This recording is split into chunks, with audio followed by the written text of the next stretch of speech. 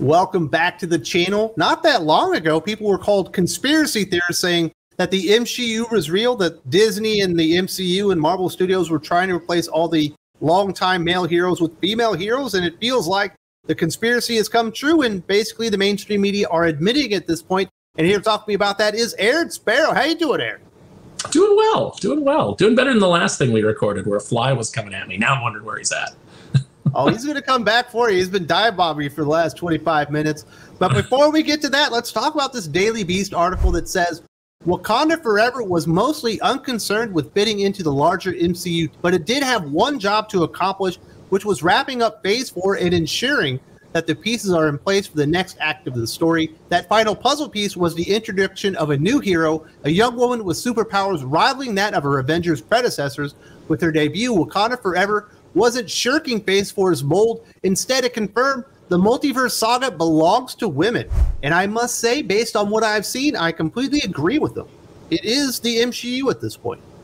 It really is. They replaced all the heroes with. I mean, you could do an Avengers team right now with all of the replacement heroes. You could do Captain Carter. You could do Jane Thor. You can do A-Force. Yeah, you can basically do A-Force, which may be what they're trying to build to, and good luck with that. Phase 4 has largely been seen as a colossal failure. I don't necessarily think that it's because the heroes have been women. I think it's just because the execution has been poor. I think that ever since... Aaron, I do think that they're taking a lot of failed ideas from the comics, and they're not exactly fixing them for the movies. I think they did a better version of Kate Bishop and Hawkeye, and the Jane Foster portion of Love and Thunder wasn't the worst part about it, but they are taking pieces or stories that never really worked, and they're trying to force them into the MCU instead of realizing why they didn't work to begin with and really fixing a lot of the issues.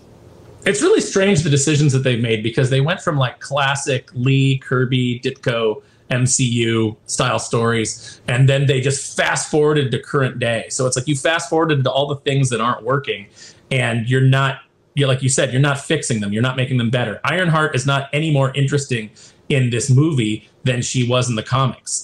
She's just as useless in the movie. Like, she doesn't need to be there.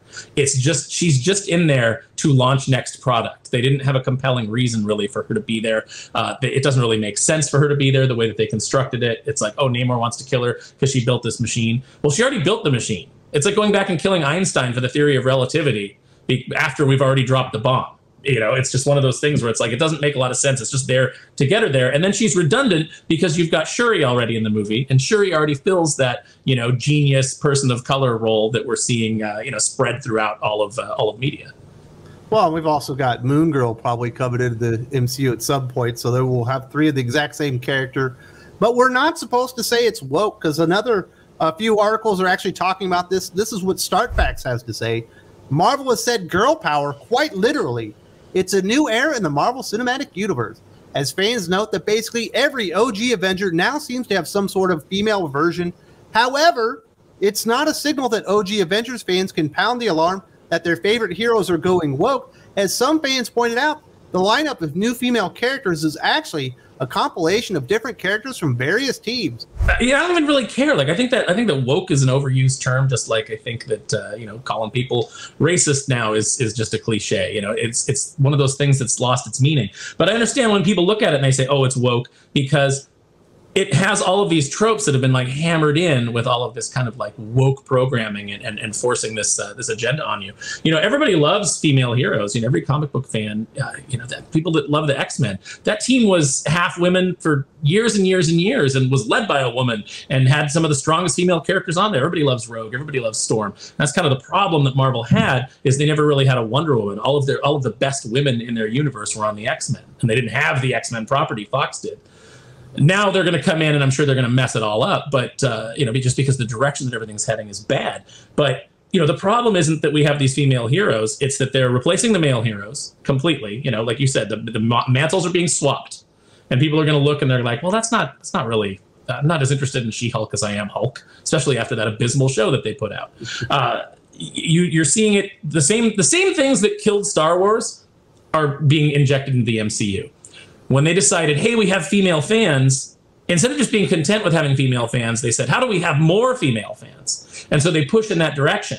And then men lose interest and go away, and the property doesn't make as much money because there's only so many female fans that you can pull in, just like there's only so many male fans you can pull in. There's only so many people that like this kind of stuff.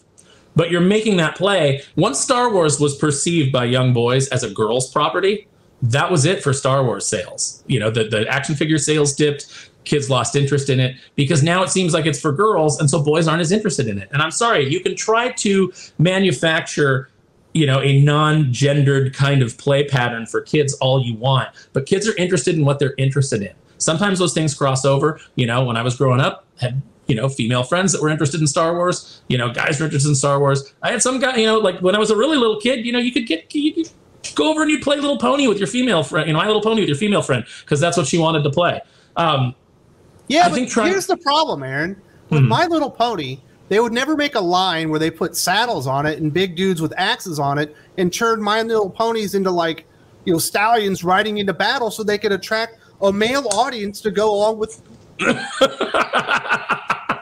You slapped yourself in the face. I did, because I was trying to kill this thing. To go along with their female audience that they already have. They only ever do this to boys' properties, to properties that dudes typically respond to. Yeah, you know, that's true. You don't see it go the other way. And when we were kids, we would put He-Man on the back of the My Little Ponies, and you know, He-Man would go off to battle. Because it's ironic. Yeah, it's like you're like, yeah, now these ponies are badass. You know, they're my little war horse. So, you know, that's like the boys' play pattern. And it's funny because, too, you play with girls, and it's like, I remember having a bunch of X-Men figures with me and going and visiting my friend, and her niece was there. Her niece was really little, and she took my X-Men figures, and she was playing with them, but then she started to do like kind of like a female play pattern. She like took Mojo, and she was like, this is the baby, and they're taking care of the baby. I was like, oh, that's a big, ugly baby. But, you know, that was like the way that she wanted to play with them. She was still interested in the toys, but her play pattern was different. And we need to stop trying to force everything into this mold. I understand companies want to make money, and they think that by appealing to a female audience, they're effectively going to double their audience. But that's not true. You end up alienating the male audience, and then all you're left with is the very small portion of the female audience that's interested in these sort of things. And the allies that are really creepy. But it's not really a big issue with the Marvel Comics or the MCU. They've always had strong women. As CBR noted before, Wakanda Forever came out. Recently, there's been an online backlash against the Marvel Cinematic Universe for focusing Phase 4 on powerful women. Whether it's the preemptive review bombing of She-Hulk Attorney at Law or the numerous angry YouTube videos condemning female superheroes, the franchise's focus on women has even gotten it dubbed divisively the MCU by some. What these takes miss, though, is that the MCU has always featured powerful female characters.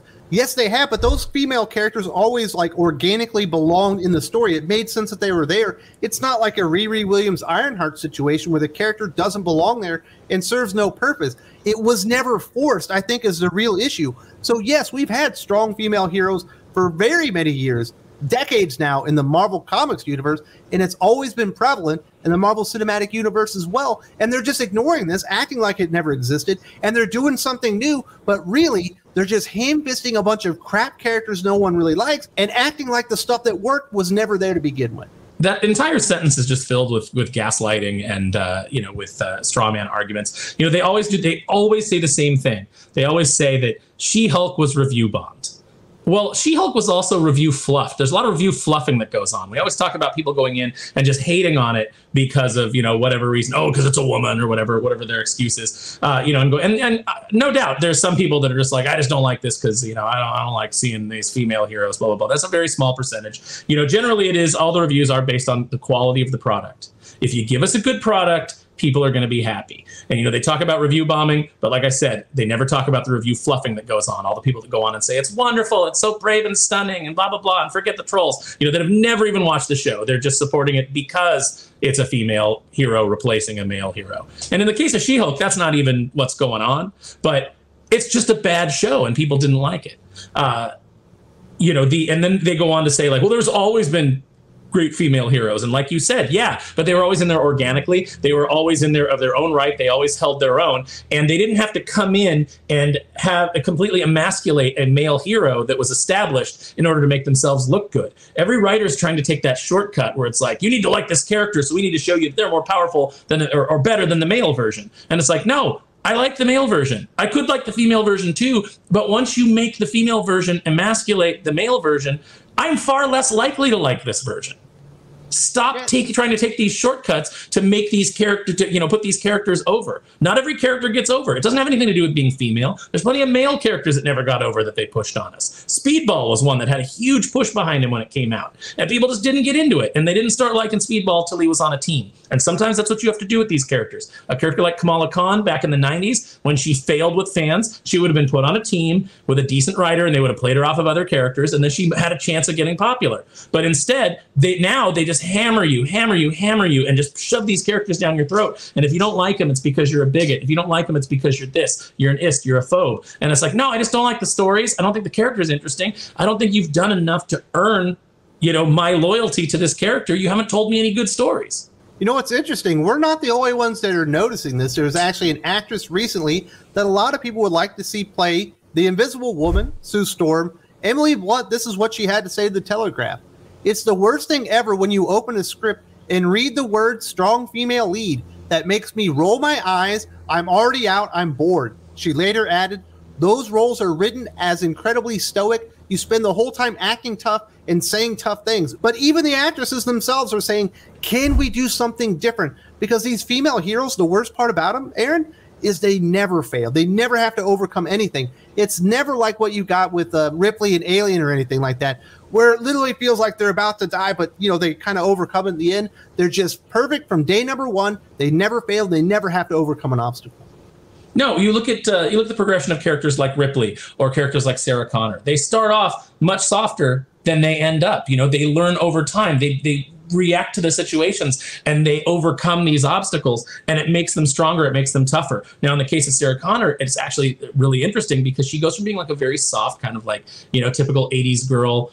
She's working as a waitress and things like that. She gets caught up in this, this horrible machine from the future coming to kill her because of the child she's going to have. And then by the time we see her in the second movie, she has transformed herself into this hardcore warrior, but she's also lost her humanity. And so there's a nice little arc for her, even in that film, of being the tough chick, being the, the badass. There's a nice arc of her kind of like rediscovering her humanity and reconnecting with her son and kind of like letting herself be a little bit vulnerable in her heart again. So these are things that are interesting. These are things that are compelling. These are things that make interesting protagonists. And men love that character. They love Ripley for the same reason. We get to see them engage in activities that are human.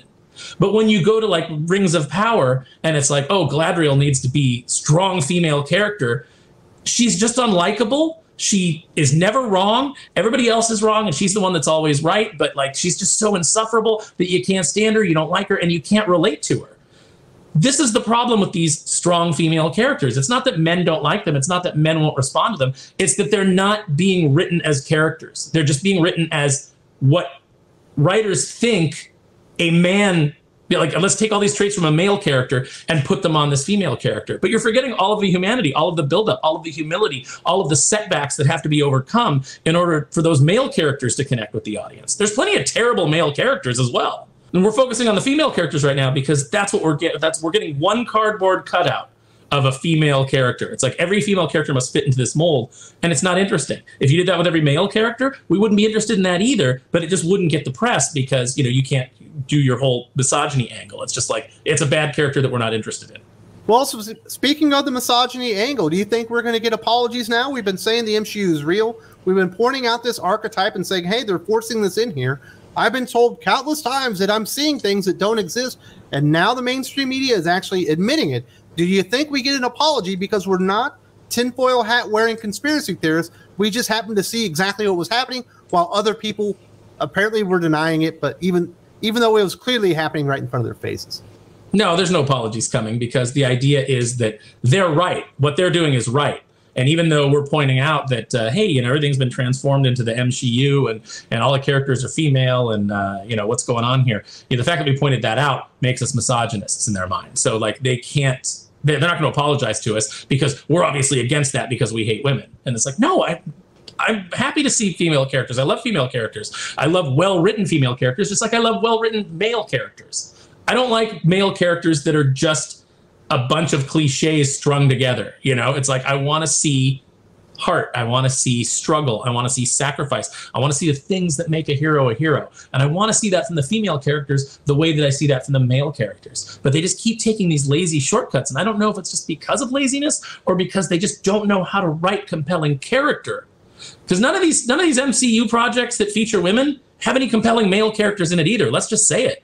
It's Black Panther, no, Wakanda Forever, no compelling male characters in that movie. There's just nothing. Namor is not compelling. It's just everybody's just kind of paint by numbers and very, very basic. So yeah, we don't like those male characters either. What we want to see is a return to good fiction written by good writers who understand the hero's journey, who understand what it is that gets people to identify with the character, whether they're male or female or whatever.